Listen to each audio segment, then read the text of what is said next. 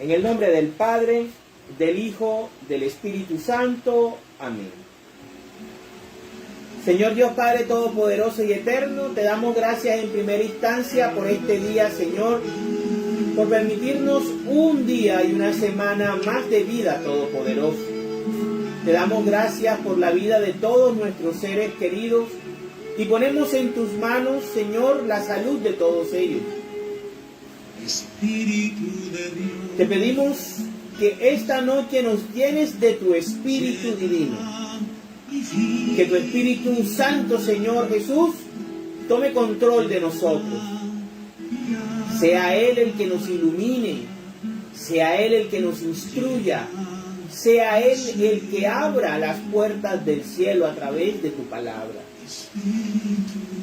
Queremos adorarte y decirte que te amamos con toda nuestra mente, con todo nuestro corazón, con toda nuestra alma y con todo nuestro cuerpo. Queremos darte gracias por permitirnos este ejercicio espiritual y queremos poner todas nuestras angustias, nuestros temores, nuestras preocupaciones, nuestras enfermedades en tus manos, Señor. Que se haga tu santa voluntad en nuestras vidas. Guíanos y enséñanos a vivir en la fe a través de tu santa palabra, Señor. Que esta noche sea provechosa para nuestra vida espiritual. Ven, Espíritu Santo, y toma posesión de nuestra vida.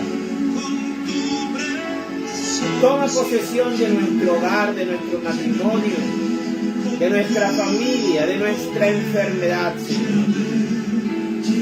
Ponemos también en tus manos, Señor, a todos esos personajes del mundo que quieren destruirlo. Señor, interven en sus vidas para que vean todo el mal que están haciendo. Te pedimos por aquellos que solamente quieren destruir y acabar la vida humana, por la cual tú diste tu vida valiosísima, Señor. Bendice el mundo, Señor, y protégelo del mal. Protégelo, Señor, de las intenciones de destrucción. E ilumina a esos personajes que tienen poder para destruir. Recuérdales que tú eres el Señor y que todo se somete a ti, Padre Santo. En el nombre del Padre, del Hijo, del Espíritu Santo. Amén. Bueno, entonces vamos a entrar en materia, el capítulo número 6 del libro del Levítico. Los sacrificios por causa de fraude. El Señor se dirigió a Moisés y le dijo: cuando alguien peque y resulte culpable de fraude ante el Señor por haber engañado a su prójimo en algo que éste le había confiado o prestado, o por robarle o quitarle algo a la fuerza, o por negar haber encontrado un objeto perdido, o por hacer un juramento falso, cualquiera de esas cosas en que uno comete pecado, será culpable de ese pecado. Por lo tanto, tendrá que devolver lo que haya robado o conseguido a la fuerza, o aquello que se le había confiado, o el objeto encontrado, o cualquiera otra cosa por la que haya jurado falsamente. Tendrá que devolverlo todo a su dueño, más una quinta parte cuando presente su sacrificio por la culpa.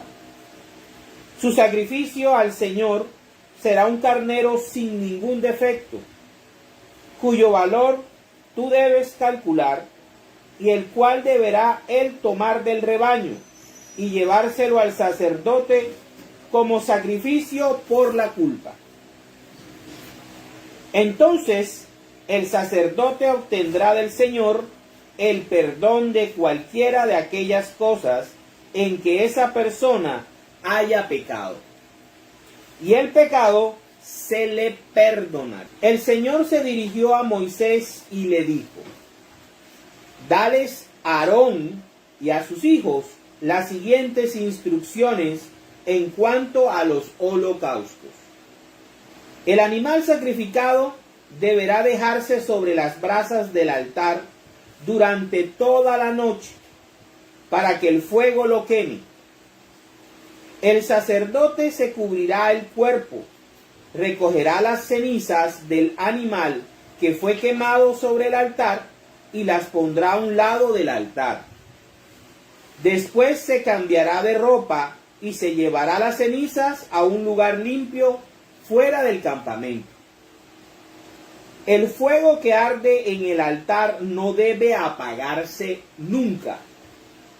El sacerdote deberá echarle leña todas las mañanas y acomodar sobre el fuego el animal que se va a quemar. Además de quemar también en el altar la grasa de los sacrificios de reconciliación. El fuego del altar debe estar encendido siempre. No debe apagarse nunca. Instrucciones sobre las ofrendas de cereales. Las siguientes instrucciones se refieren a las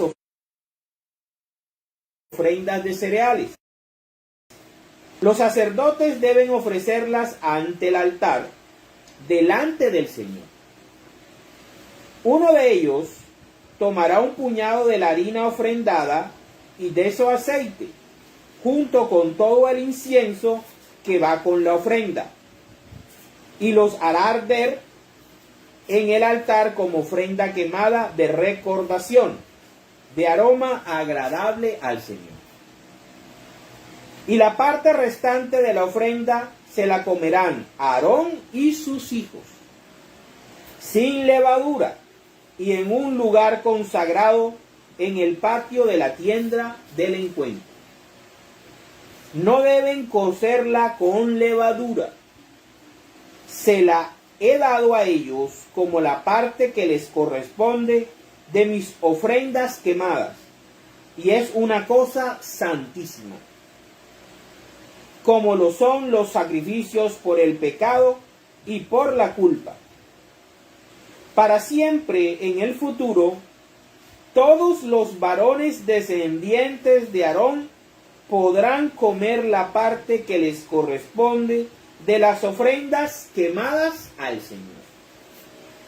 Cualquier cosa que toque estas ofrendas quedará consagrada. La ofrenda de los sacerdotes. El Señor se dirigió a Moisés y le dijo: esta es la ofrenda que Aarón y sus descendientes deben presentar al Señor cuando sean consagrados como sacerdotes. Consagración de sacerdotes. 2 kilos de la mejor harina como ofrenda de cereales, presentando la mitad por la mañana y la otra mitad por la tarde, sin faltar un solo día. Tiene que ser continuo y diario. Deben preparar la ofrenda en una sartén, bien mezclada con aceite, y luego presentarla partida en pedazos como ofrenda de aroma agradable al Señor. Así debe prepararla el sacerdote principal, descendiente de Aarón, que sea consagrado en su lugar. Le corresponde siempre al Señor y deberá ser quemada completamente. Todas las ofrendas de los sacerdotes habrán de ser quemadas completamente. Nadie deberá comérselas. Instrucciones sobre los sacrificios por el pecado. El Señor se dirigió a Moisés y le dijo: dales a Aarón y a sus hijos las siguientes instrucciones en cuanto a los sacrificios por el pecado. El animal que se ofrezca por el pecado deberá ser degollado ante el Señor, en el lugar donde se matan los animales que se van a quemar, pues es una cosa santísima. El sacerdote que ofrezca el sacrificio por el pecado podrá comer de él, pero deberá comerlo en un lugar santo, en el patio de la tienda del encuentro. Cualquier cosa que toque la carne del animal quedará consagrada. Y si la ropa queda salpicada de sangre, deberá ser lavada en un lugar santo. La olla de barro en que se hirvió la carne de la ofrenda deberá romperse. Pero si se hirvió en un recipiente de bronce, bastará con fregarlo y enjuagarlo. Este sacrificio es una cosa santísima. Solo podrán comer de él los sacerdotes. Pero no se podrá comer ningún animal ofrecido por el pecado cuya sangre haya sido llevada a la tienda del encuentro para perdón de pecados en el santuario. Ese sacrificio deberá ser quemado en el fuego. Palabra de Dios. Gloria a ti, Señor Jesús, o alabanza, ¿verdad? Yo la verdad he quedado sorprendido al ir leyendo este libro. Uno lee mucho el Génesis por todas las historias que tiene y los temas que trata. El Éxodo por la película Los 10 Mandamientos y por el personaje de Moisés y la forma como Dios saca a los israelitas de la esclavitud de Egipto. Pero el libro de Levítico es un libro que, si nosotros lo vemos desde un punto de vista buscando cosas extraordinarias, eventos maravillosos o enseñanzas profundas, puede hacer de que nos aburramos. Pero cuando nosotros comenzamos a leer el libro a la luz de Cristo y sobre todo a la luz de la iglesia, nos damos cuenta de cómo toda nuestra doctrina católica, todo el sacerdocio católico, todo lo que hace la iglesia en la liturgia, tiene una procedencia y tiene un porqué espiritual. Antes de explicar el capítulo, yo quiero hacer una aclaración con respecto a Dios. Dios es un Dios de orden, un Dios de estructura, un Dios de autoridad, ¿sí? Es un Dios de instrucción, de mandamiento. Es un Dios pedagógico. Le gusta enseñar. Es un pedagogo, es el pedagogo principal del universo. Y es un Dios de comunidad. Dios creó en primera instancia, la primera institución comunitaria que creó Dios fue la familia. Es la familia el núcleo de toda la sociedad. Luego instituyó el pueblo de Israel. Pasó de la familia humana al pueblo de Dios, al pueblo de Israel. Y posteriormente, después de Cristo, instituyó la iglesia, que es el reino de los cielos. Es la continuación de la obra de Cristo en el mundo. Cristo obra en el mundo a través de su iglesia, a través de sus ministros ordenados, en cabeza del Papa, encargado y vicario de la iglesia y de nosotros los laicos. Durante muchos siglos le hemos dejado el peso completo de la iglesia a los sacerdotes, pensando erróneamente que solo ellos tienen el compromiso de cuidar y de custodiar el rebaño. Ellos, sí, son los principales responsables, pero nosotros también debemos colaborar en esa protección y en la búsqueda del reino final de nuestro Señor Jesucristo. Pero nosotros debemos también cuidar y defender la verdad. Aquí podemos ver cómo Dios es un Dios ordenado, un Dios de estructura, un Dios de instrucción, un Dios que le gusta las cosas bien hechas. Si nosotros queremos conocer a Dios y decimos conocer a Dios, debemos entender de que Dios es un ser perfecto y que le gusta la organización. ¿Y por qué digo esto? Porque aquí podemos ver en todos estos capítulos que hemos ido leyendo que el sacerdocio es la forma como Dios obra a través de la humanidad. Dios no quiere hacer cosas extraordinarias. No quiere abrir el cielo y mostrarse. No quiere, nunca ha querido eso. Y ha llamado a la misma humanidad a que le colabore para poder bendecir a la misma humanidad.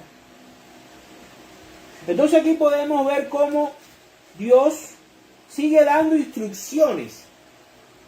Y algo que nos deja claro es que hay pecados, que el ser humano peca, que el ser humano yerra, que el ser humano tiene una naturaleza que lo hace ofender a Dios de múltiples maneras. En este capítulo 6 estamos viendo cómo el fraude a otras personas es un pecado contra Dios.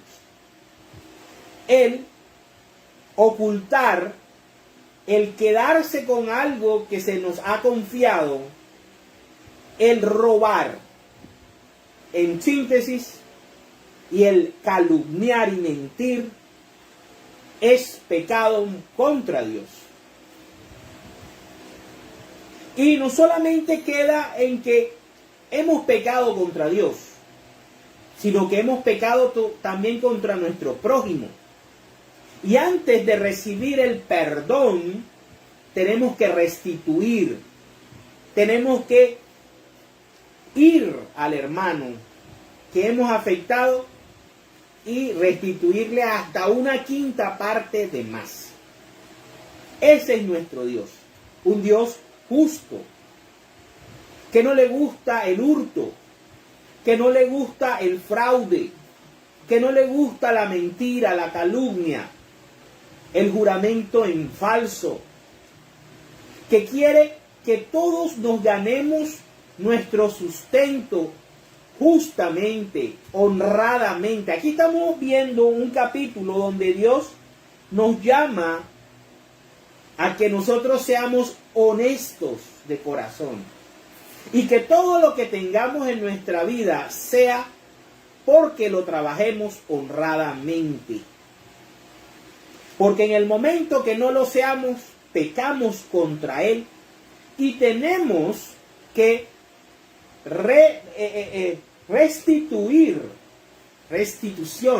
reparar a todos los que hemos ofendido o hemos engañado o hemos robado. Pero hay algo muy importante que tener en cuenta, no solamente hace 25, 30, 40 siglos atrás, sino hoy día, y lo hacemos firmemente.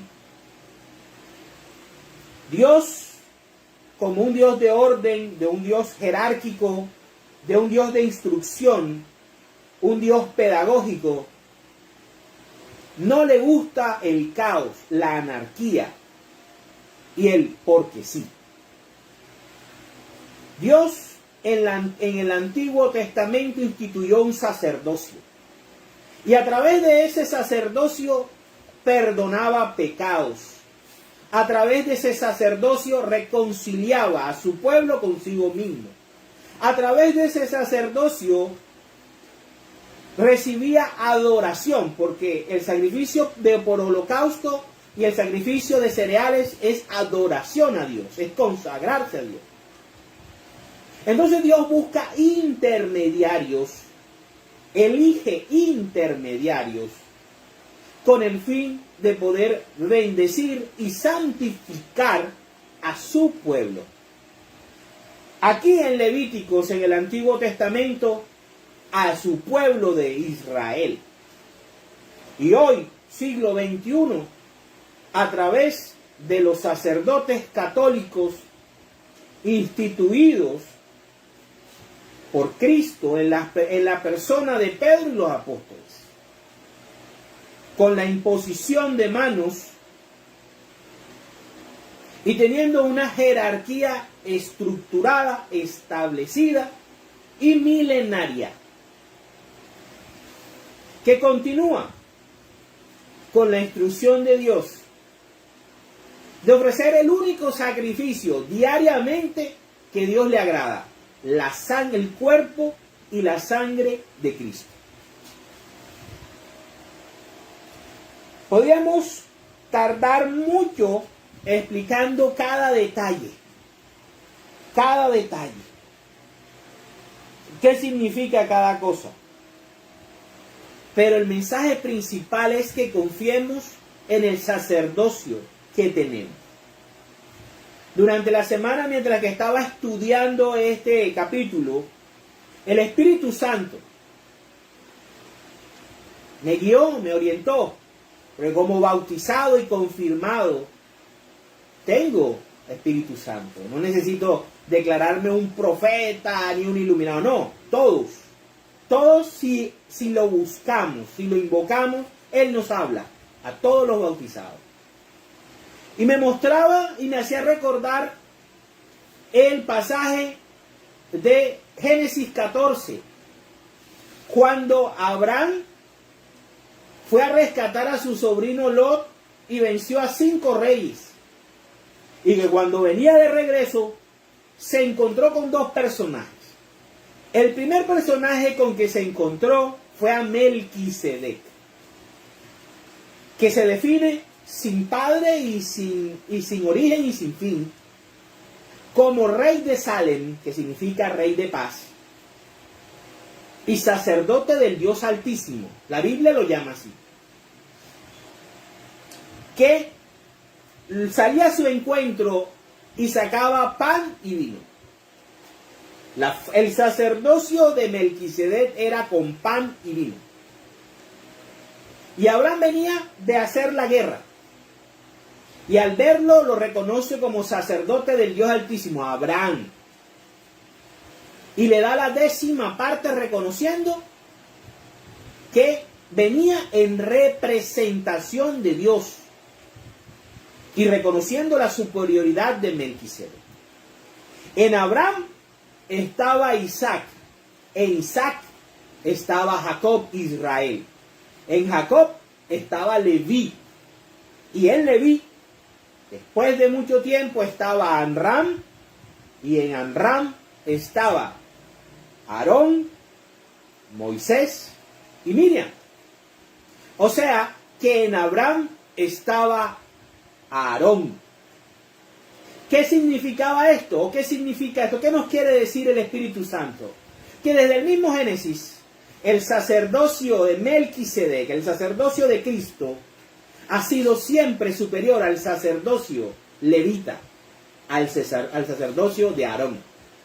Y que el sacerdocio de Aarón en algún momento debía darle paso al sacerdote de Melquisedec, que es el sacerdocio de nuestros sacerdotes católicos, instituidos por Jesucristo en la última cena, en la ordenación sacerdotal.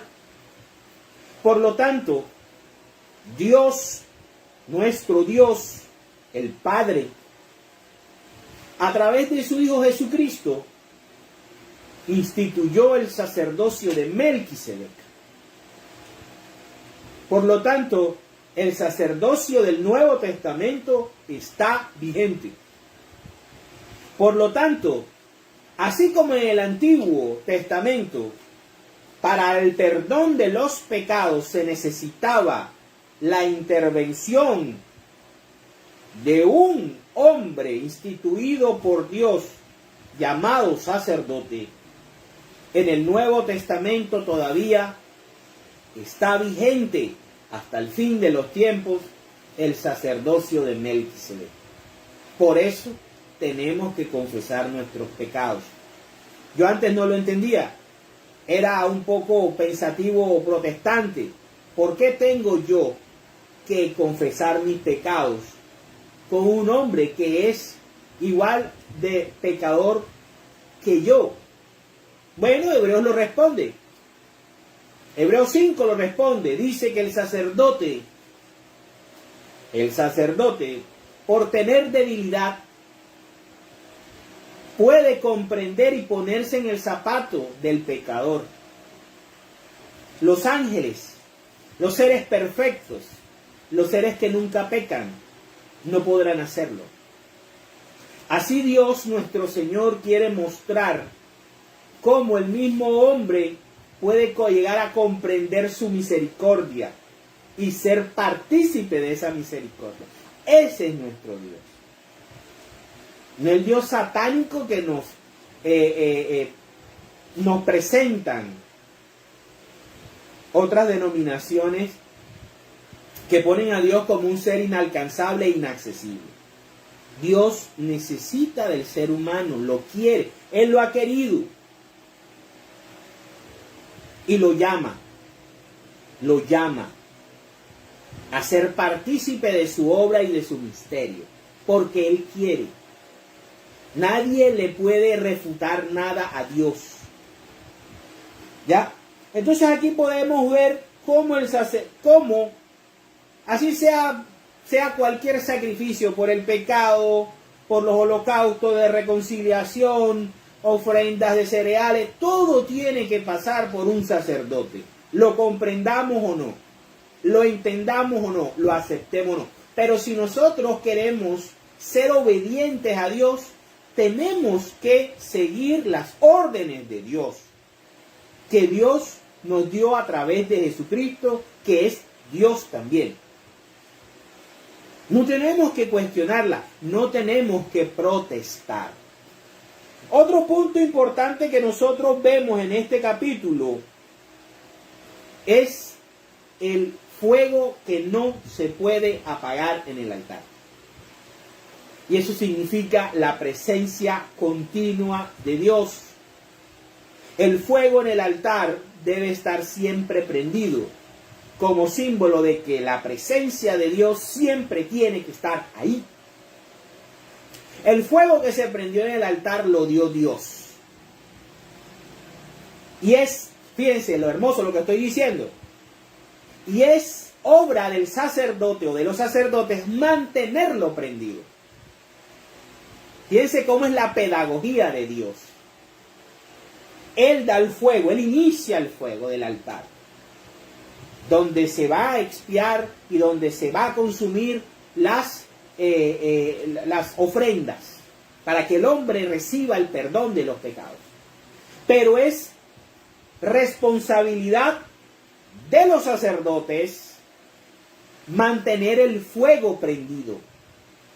Ellos también tienen que ofrecer sacrificios por sus pecados, pero así pueden entender la misericordia de Dios y pueden ser misericordiosos con aquellos que se acercan a Dios. No como los fariseos o como los escribas, que eran duros de corazón. Ese pecador: gracias te doy, Señor, porque ayuno, porque doy el diezmo, porque no soy como ese publicano pecador. Ah, no, es que yo necesito confesar mis pecados porque yo soy salvo. Ya yo creí en Jesús, ya yo soy salvo. Cuidadito. ¿Por qué Dios dejó a los sacerdotes? Porque nosotros después del bautismo íbamos a seguir pecando. Eso es imposible no hacerlo. Necesitamos hacerlo. Y cada cierto tiempo, cada 6 meses, cada año, poder hacer un buen acto de contrición y limpiarnos y dejar que Cristo nos purifique a través del sacramento de la confesión. Yo no lo entendía, pero Levíticos me ha enseñado la importancia desde el punto de vista del Nuevo Testamento y de Cristo. Porque Cristo ilumina, alumbra el Antiguo Testamento, le da sentido. Sin Cristo, el Antiguo Testamento es algo aburrido, normas, leyes. Pero con Cristo, poniendo a Cristo ahí, entonces empezamos a degustar y a entender por qué Cristo hablaba, por qué Cristo enseñaba, por qué Cristo hacía, viendo estos capítulos y entendiendo esas cosas importantes. El fuego de Dios debe arder siempre en nuestra alma, siempre, sin apagarse, ni de día ni de noche. Aquí también se dan las instrucciones a los sacerdotes sobre las ofrendas de cereales, las ofrendas que daba el sumo sacerdote, o los sacerdotes cuando pecaban gravemente, o cuando el pueblo había pecado contra Dios, eran ofrendas que no podían comerse, como las otras sí. Debían ser consumidas completamente. Otro punto importante que vemos es que todo lo que tocara, o sea, los sacrificios, todo lo que estaba en el altar, era sagrado. Todo lo que utilizaban en el altar es sagrado. Por eso nuestra sacristía, pero se llama sacristía. Por eso la presidencia. Por eso donde todos los ornamentos que utilizamos durante la liturgia son sagrados, y es nuestro deber colaborar para que sean dignos. Los libros, ¿sí? Si tú tienes la posibilidad de regalar un leccionario, un ordo, ¿sí?, hazlo. Porque también es responsabilidad tuya que las cosas de la iglesia, del templo, de la parroquia, sean dignas para el culto. No solamente a los curas. Tenemos que quitarnos eso de la mente, que la responsabilidad de la iglesia es solamente de los sacerdotes. Ellos llevan la mayor carga, pero todo bautizado tiene la responsabilidad ante Dios de proclamar su palabra, de llevar el reino de los cielos en primera instancia a su hogar. Su hogar es el primer lugar donde debe reinar la palabra de Dios. Y posteriormente salir a anunciar. Entonces, esto es todo lo que nos dice o nos indica el capítulo número 6 del libro del Levítico. Necesitamos a los sacerdotes como intermediarios para obtener el perdón de Dios. Dios no quiere cosas directas. Para eso instituyó al sacerdocio. En primera instancia el sacerdocio arónico. Pero el sacerdocio de Melquisedec existió antes. Y el sacerdocio de Aarón, en la persona de Abraham, reconoció la superioridad del sacerdocio de Melquisedec en ese capítulo 14 del libro del Génesis, para la gloria de Dios. Vamos ahora entonces a ver cómo todo esto se aplica, cómo nuestro Señor Jesucristo aplica el capítulo número 6 del libro del Levítico, sobre el fraude, sobre cómo debemos, para obtener el perdón de los pecados y estar en paz con Dios, tenemos que reparar a aquellos que hemos ofendido o que hemos defraudado. Vámonos a el Evangelio de San Lucas, capítulo 19, versículos del 1 al 10. Jesús y Zaqueo. Jesús entró en Jericó y comenzó a atravesar la ciudad. Vivía allí un hombre rico llamado Zaqueo, jefe de los que cobraban impuestos para Roma. Este quería conocer a Jesús, pero no lo conseguía verlo porque había mucha gente y Zaqueo era pequeño de estatura. Por eso corrió adelante y para alcanzar a verlo, se subió a un árbol cerca de donde Jesús tenía que pasar. Cuando Jesús pasaba por allí, miró hacia arriba y le dijo: Zaqueo, baja enseguida, porque hoy tengo que quedarme en tu casa. Zaqueo bajó aprisa y con gusto recibió a Jesús. Al ver esto, todos comenzaron a criticar a Jesús, a Dios, diciendo que había ido a quedarse en la casa de un pecador, de la casa de un católico. Zaqueo se levantó entonces y le dijo al Señor: Mira, Señor, voy a dar a los pobres la mitad de todo lo que tengo. Y si le he robado algo a alguien, le devolveré 4 veces más. Ya no el 20%, sino 4 veces más. Jesús le dijo: Hoy ha llegado la salvación a esta casa, porque este hombre también es descendiente de Abraham. Pues el Hijo del Hombre ha venido a buscar y salvar lo que se había perdido. Palabra del Señor. Gloria a ti, Señor Jesús. Entonces aquí podemos ver cómo existe el caso de que Zaqueo quiere conocer a Jesús, quiere ver quién es Jesús, quiere tener un encuentro con Jesús. Pero su baja estatura puede llamarse no solamente física, sino espiritual. Y porque había mucha gente, muchas veces, nuestra corta estatura espiritual, sumado a ese montón de gente que hace ruido a nuestro alrededor, no permite que nosotros tengamos un encuentro con Jesús. Y ahí es donde nos toca subirnos a un árbol, buscar una ayuda. En este caso, todos los cursos bíblicos que podamos hacer, todos los encuentros, ¿verdad? Los encuentros carismáticos, todas esas retiros espirituales, grupos de oración, que necesitamos ese árbol de sicomoro para que Jesús se encuentre con nosotros y nos diga, hoy nos llame por nuestro nombre, nos diga: Henry, Zaqueo, hoy quiero entrar a tu casa. ¿Cómo recibirías tú a Jesús? ¿Con alegría, así como Zaqueo? Y Zaqueo llega a cambiar su vida tan radical. Fíjense, deja de ser un defraudador, un ladrón, hasta un hombre injusto y perverso. Porque para volverse rico, muchas veces de manera fraudulenta, se necesita ser inmisericordia, quitarle a la gente el dinero.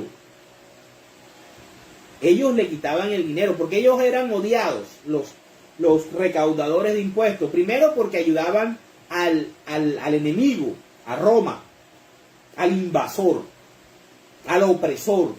Eran la mano financiera del opresor. Y segundo porque cobraban de más. Eran injustos. Y Jesús llega con esa amabilidad, con ese amor, con esa personalización de Dios, que te llama por tu nombre. Zaqueo se enamora de Cristo, se enamora de Cristo. No da pena decirlo. Zaqueo se enamoró de Cristo, perdió la cabeza por Jesús, porque lo llamó por su nombre, lo identificó, a pesar de ser pequeño. Lo llamó y le dijo: quiero estar en tu casa, necesito estar en tu casa, hoy, no mañana, no en una semana, no dentro de un mes, no el próximo año, hoy quiero yo estar en tu casa, quiero comer contigo, comer, Eucaristía, comunión, comer. Y Zaqueo se da cuenta, recuerda del Levítico 6, y dice: he defraudado, he tumbado a la gente, me he vuelto rico de manera injusta, y esta es mi oportunidad para obtener la paz y una transformación en mi vida.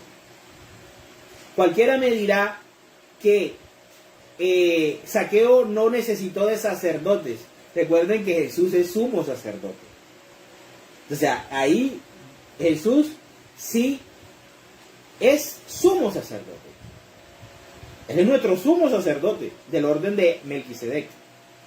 Así que Dios lo envió a él. Fíjense lo que él dice. Hoy ha llegado la salvación a esta casa porque este hombre también es descendiente de Abraham, o sea, un sacerdote, el sumo sacerdote, según el orden de Melquisedec, que es Jesucristo, nuestro Señor.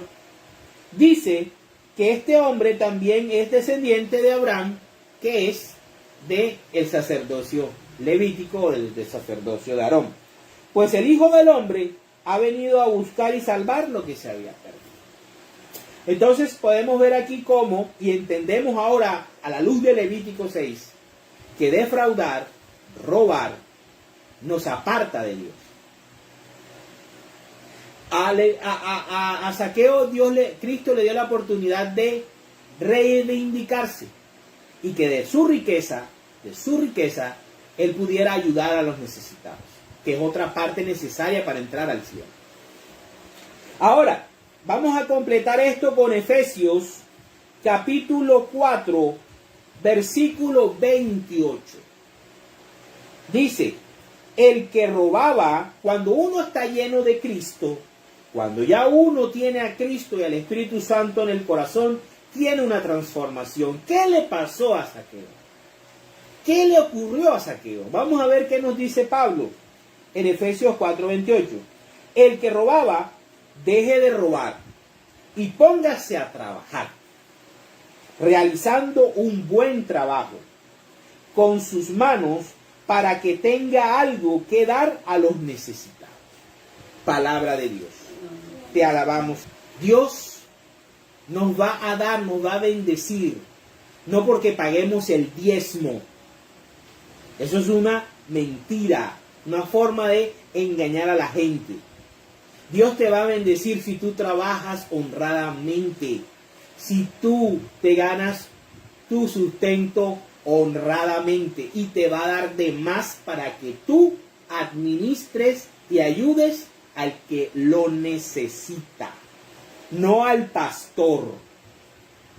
No para que el pastor se compre un jet privado, ni para que se compre la última camioneta, ni para que viva en el Prado, aquí en Barranquilla, o en el barrio más lujoso de Cartagena.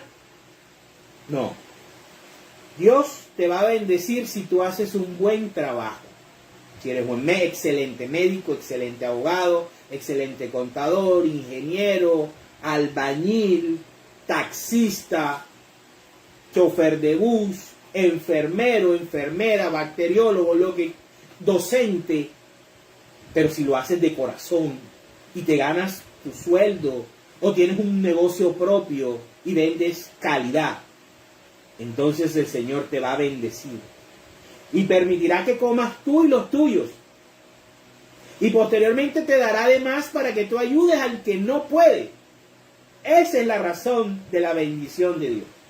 Y aquí está. Por eso no hay que robar, hay que ser honestos en este mundo, porque Dios le da a cada uno lo que Él cree que debe administrar cada uno. Y cuando tú le quitas al otro lo que Dios le ha dado, como dice Levítico 6, Dios, estás pecando contra Dios. Vamos ahora lo que Dios y lo que nos ha confiado, lo que se nos es confiado, que también hace parte de Levítico número 6, cuando ocultamos o decimos que no tenemos lo que se nos ha dado. Vamos a Lucas, ahí mismo, capítulo 19, versículo del 11 al 27. La parábola del dinero, estamos ahí hablando del dinero. La gente estaba oyendo a Jesús decir estas cosas, y él les contó una parábola, porque ya estaba cerca de Jerusalén, y ellos pensaban que el reino de Dios iba a llegar enseguida. Les dijo, había un hombre de la nobleza que se fue lejos, a otro país, para ser nombrado rey y regresar. Ese es Cristo. Antes de salir, llamó a 10 de sus empleados entregó a cada uno de ellos una gran cantidad de dinero, confiar como lo dice Levítico 6.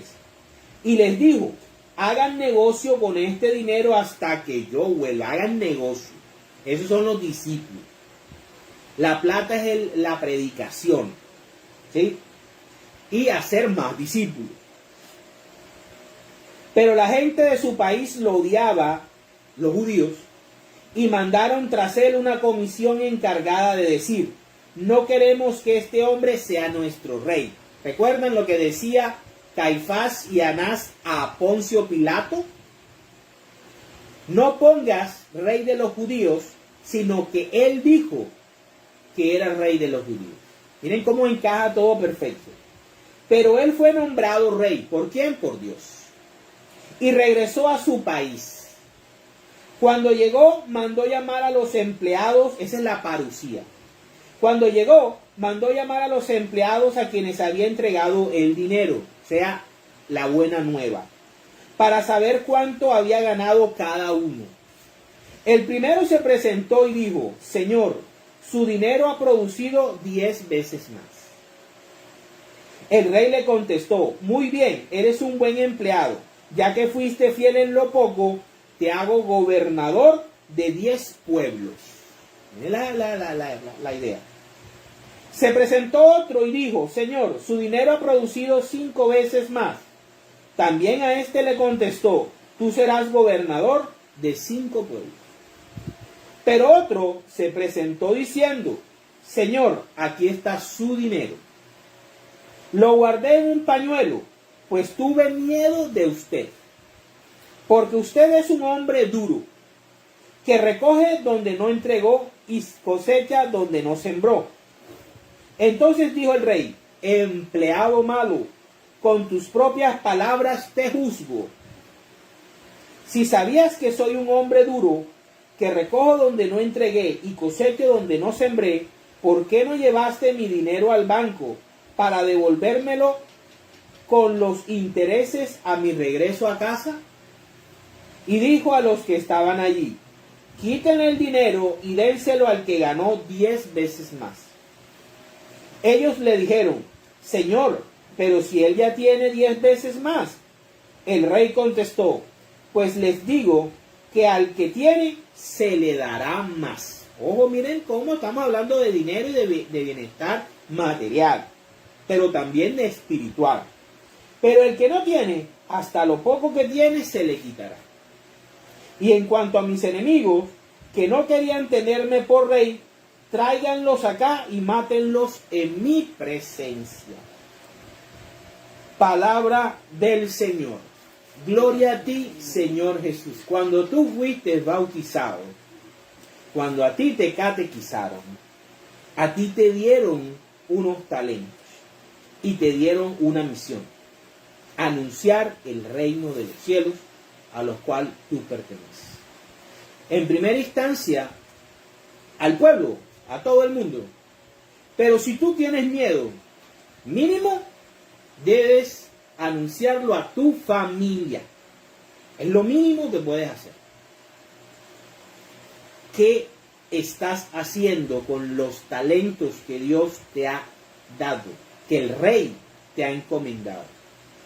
No solamente materiales, no solamente hacerse rico, y Jesús no está hablando aquí de plata, de dinero. Está hablando del anuncio del Evangelio.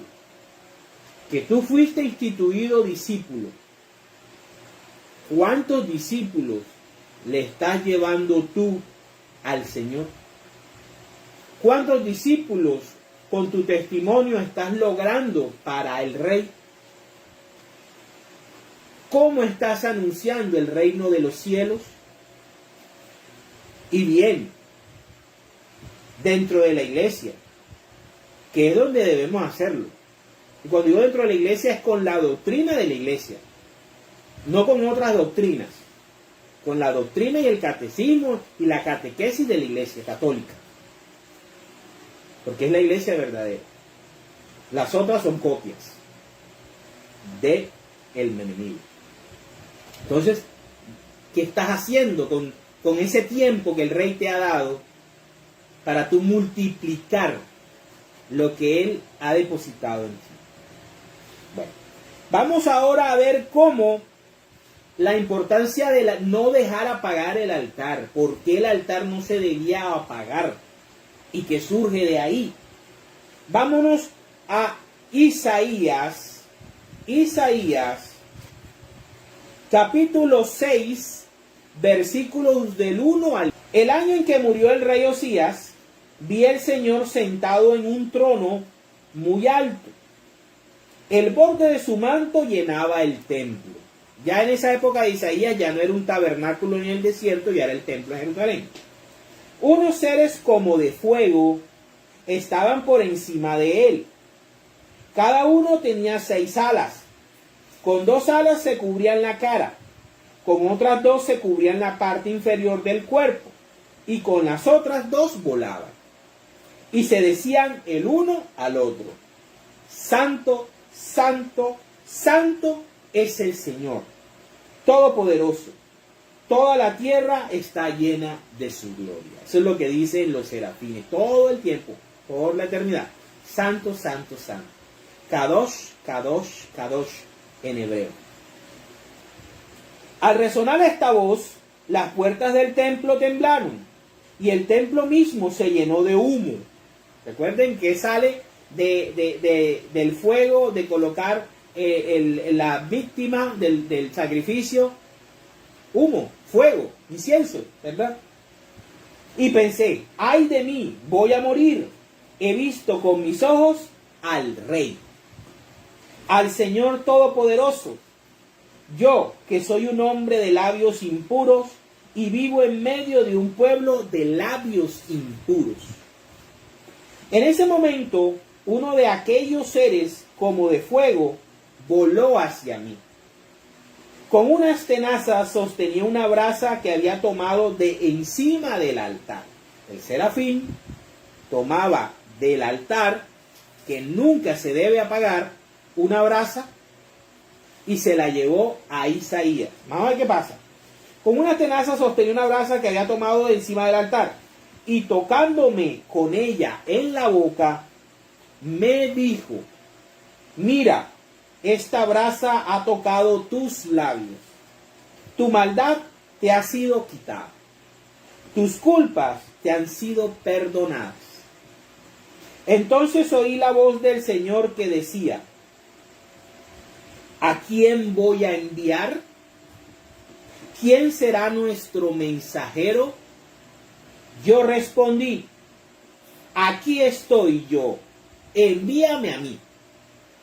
Y él me dijo: anda y dile a este pueblo lo siguiente: por más que escuchen, no entenderán. Por más que miren, no comprenderán. Entorpece la mente de este pueblo, tápale los oídos, cúbrele los ojos, para que no puedan ver ni oír, ni puedan entender, para que no se vuelvan a mí y yo no los sane. Palabra de Dios. Te alabamos, Señor. Miren la importancia del altar. Parte de la presencia y de la gloria de Dios.